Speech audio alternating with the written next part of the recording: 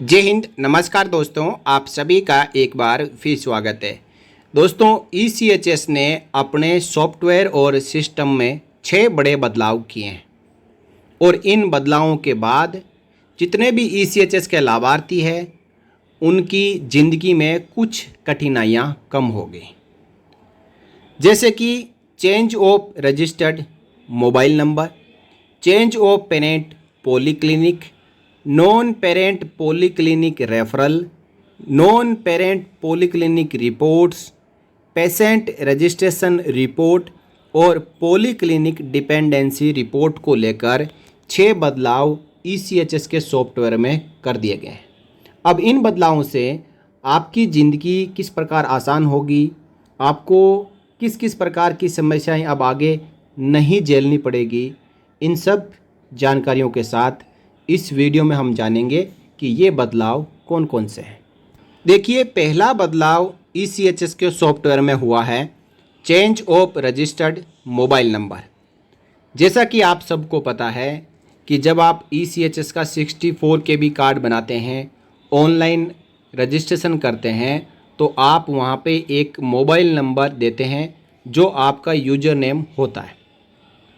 और कभी कभी ऐसी सिचुएशन आती है कि ये मोबाइल नंबर बंद हो जाता है, फ़ोन गुम हो जाता है या कोई तीसरा कारण रहता है जिसकी वजह से आपको ईसीएचएस में अपना मोबाइल नंबर बदलना होता है।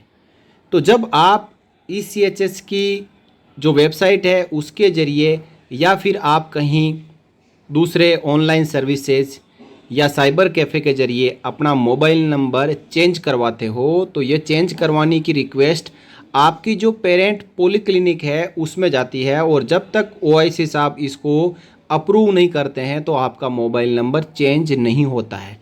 लेकिन अब इस सिस्टम को ख़त्म कर दिया गया है।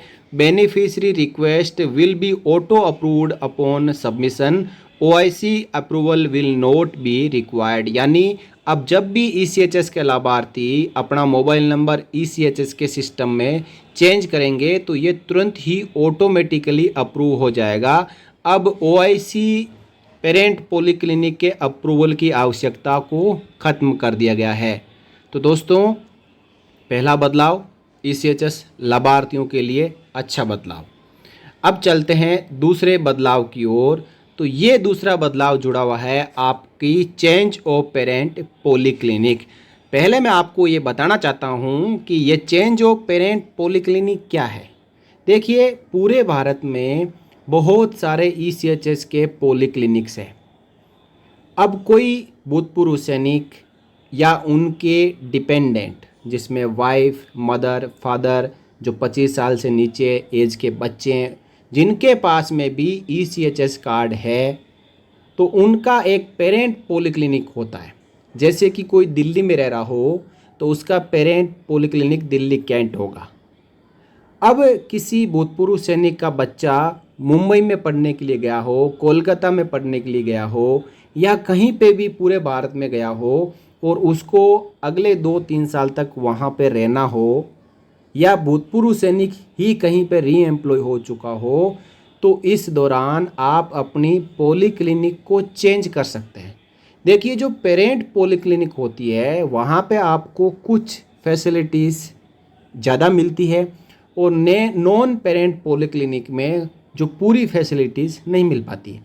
जैसा कि पेरेंट पॉलीक्लिनिक में आप पूरे 1 महीने की मेडिसिन ले सकते हैं, लेकिन नॉन पेरेंट पॉलीक्लिनिक में नहीं ले सकते। साथ ही साथ पेरेंट पॉलीक्लिनिक में आप ईसीएचएस से जुड़ी हुई फुल सर्विसेज ले सकते हैं, लेकिन नॉन पेरेंट पॉलीक्लिनिक में ये सर्विसेज लिमिटेड होती है। जिसके कारण यदि नॉन पेरेंट पॉलीक्लिनिक में कोई ईसीएचएस का लाभार्थी इलाज करवाए तो वहाँ पे उसको थोड़ी सी समस्याएं आती हैं। लेकिन अब इस सिस्टम में बड़ा ही अच्छा अपग्रेडेशन किया गया है कि अब के बाद यदि कोई बेनिफिशरी अपना पेरेंट पॉलीक्लिनिक चेंज करना चाहता है तो ये ऑटोमेटिकली सिस्टम द्वारा अप्रूव कर दिया जाएगा। इससे पहले कोई भी ईसीएचएस का लाभार्थी अपनी पेरेंट पॉलीक्लिनिक को चेंज करने की रिक्वेस्ट डालता था तो ये रिक्वेस्ट पहले उसके पेरेंट पॉलीक्लिनिक के ओआईसी के पास जाती थी, उसके बाद ओआईसी उसको अप्रूव करता था, उसके बाद ही पेरेंट पॉलीक्लिनिक चेंज हो पाता था। लेकिन अब ये आवश्यकता खत्म कर दी गई है। जैसे ही आप ECHS में लॉगिन करके अपनी पेरेंट पॉलीक्लिनिक को चेंज करेंगे, ये ऑटोमेटिकली ECHS द्वारा अप्रूव हो जाएगी। अब आप हर 6 महीने में जो अपनी पेरेंट पॉलीक्लिनिक को एक बार चेंज कर सकते हैं, जिससे कि जहाँ पे भी आप रह रहे हैं, नौकरी कर रहे हैं, पढ़ाई कर रहे हैं, वहाँ पे आपको नज़दीक का जो ECHS का पॉलीक्लिनिक है वहाँ से पूरी सेवाएं मिलती रहे। तो दोनों बदलाव बहुत ही अच्छे बदलाव है। अब चलते हैं तीसरे बदलाव की ओर। ये जुड़ा हुआ है नॉन पेरेंट पॉलीक्लिनिक रेफरल से।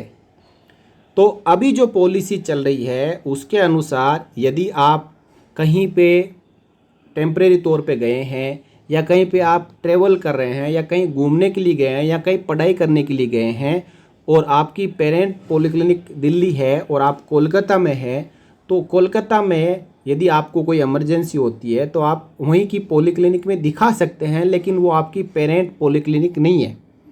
वहाँ पे यदि आपको ज़रूरत पड़ी कि आपको रेफ़र किया जाएगा सिविल जो प्राइवेट इम्पैनल हॉस्पिटल में या नज़दीक के जो सर्विस हॉस्पिटल में, तो नॉन पेरेंट पॉलीक्लिनिक द्वारा जब आपके रेफरल की रिक्वेस्ट डाली जाएगी तो ये रिक्वेस्ट पहले आपके पेरेंट पॉलीक्लिनिक दिल्ली में आएगी।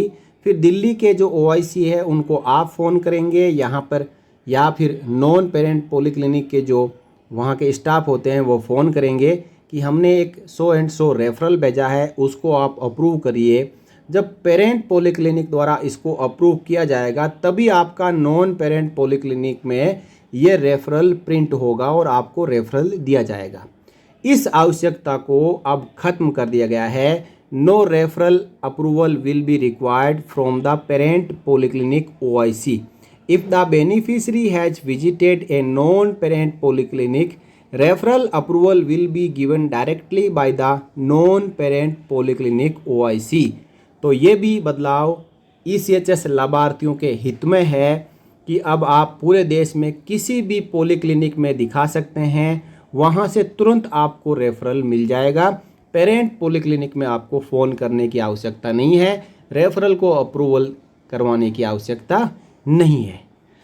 चौथे बदलाव की ओर, जो कि जुड़ा हुआ है beneficiary in non parent polyclinic report, यानी a report will be added to the OIC module to know the polyclinic beneficiaries who are visiting different polyclinics। यानी कई ऐसे बेनिफिशरीज है, जैसे कि अभी नियम निकला है कि आप पूरे देश में कहीं पे भी दिखा सकते हैं। तो इस प्रकार के जो बेनिफिशरीज है जो डिफरेंट पॉलीक्लिनिक्स में दिखाते हैं, तो इसकी एक रिपोर्ट ECHS के सॉफ्टवेयर में अपडेट की जाएगी, मॉड्यूल में लगाई जाएगी, जिससे कि यदि आप किसी भी ECHS के पॉलीक्लिनिक में जाते हैं तो कई ऐसे होते हैं कि जो डिफरेंट टाइप के इलाज है अलग अलग पॉलीक्लिनिक से ले लेते हैं। अब उसमें एक रिपोर्ट ऐड कर दी जाएगी जिससे ये पता चलेगा कि आज से पहले आपने किस किस ECHS पॉलीक्लिनिक में दिखाया है, वहाँ OPD में आपने विजिट किया है, आपने किस प्रकार की सेवाएं वहाँ से ली है, और आपने किस प्रकार का ट्रीटमेंट और रेफरल वहाँ से लिया है। तो जिस भी पॉलीक्लिनिक में आप जाएंगे, वो आपकी पेरेंट पॉलीक्लिनिक हो या फिर नॉन पेरेंट पॉलीक्लिनिक हो, वहाँ पे आपकी पूरी डिटेल है जो वहाँ के OIC ECHS को दिखाई देगी, और इस रिपोर्ट को ECHS के मॉड्यूल में ऐड कर दिया गया है। पांचवें बदलाव की बात करें दोस्तों, तो पांचवा बदलाव है पेशेंट रजिस्ट्रेशन रिपोर्ट। एक ऐसा मॉड्यूल जो सभी पॉलीक्लिनिक में ऐड किया गया है, पहले से ही ऐड है, कि जो पेशेंट रजिस्ट्रेशन रिपोर्ट है वो OIC ECHS के पास में होती है। तो अब इस रिपोर्ट को सभी ECHS पॉलीक्लिनिक के OIC मॉड्यूल से रिमूव कर दिया गया है। छठे अपडेट की बात करें तो ये अपडेट जुड़ा हुआ है polyclinic dependency. This report will be added to the OIC module to view the exact polyclinic dependency. यानी एक मॉड्यूल से रिपोर्ट को हटाया गया है, तो दूसरा अब क्योंकि पूरे देश में ECHS लाभार्थी इलाज करा सकता है, रेफरल ले सकता है। तो अब एक नया अपडेट ECHS के सॉफ्टवेयर में किया गया है कि कोई भी ECHS का OIC या वहाँ के स्टाफ है वो ये देख सकते हैं कि आपकी जो पेरेंट पॉलीक्लिनिक कौन सी है और आपकी जो एग्जैक्ट डिपेंडेंसी है वो कहाँ पर है। क्योंकि जो पेरेंट पॉलीक्लिनिक होगी वहाँ पे फ्रिक्वेंटली जो ECHS का लाभार्थी विजिट करेगा। इसके अलावा जो नॉन पेरेंट पॉलीक्लिनिक में है वहाँ पे कभी कोई इमरजेंसी हो या फिर कभी वहाँ टेम्परेरी तौर पे कोई पूर्व सैनिक या उसके परिवार वाले गए हैं तो वह विजिट करते हैं, OPD में दिखाते हैं। तो इस प्रकार का सिस्टम अब ECHS में कर दिया गया है कि अब OIC ये देख पाएंगे कि आपकी एग्जैक्ट पॉलीक्लिनिक डिपेंडेंसी क्या है। तो दोस्तों इस प्रकार एक के बाद एक 6 बड़े बदलाव 29 जून 2024 से ECHS के सॉफ्टवेयर में कर दिए गए हैं। इसके बारे में ऑफिशियल लेटर भी जल्द ही जारी कर दिया जाएगा और इन बदलावों के बाद ECHS लाभार्थियों की जो ज़िंदगी है वो काफ़ी आसान होने वाली है। क्योंकि इतने भारी भरकम और उलझे हुए सिस्टम में एक ECHS का लाभार्थी घूमता रहता है जिससे उसको इलाज पाने में काफ़ी समस्याएं होती है। और इन बदलावों के बाद आप मोबाइल नंबर अपना तुरंत अपडेट कर सकते हैं, आपको तुरंत रेफरल मिल जाएगा, पेरेंट पॉलीक्लिनिक से अप्रूवल की आवश्यकता नहीं है। तो ये बदलाव काफ़ी शानदार बदलाव है और इन सब बदलावों का हम स्वागत करते हैं।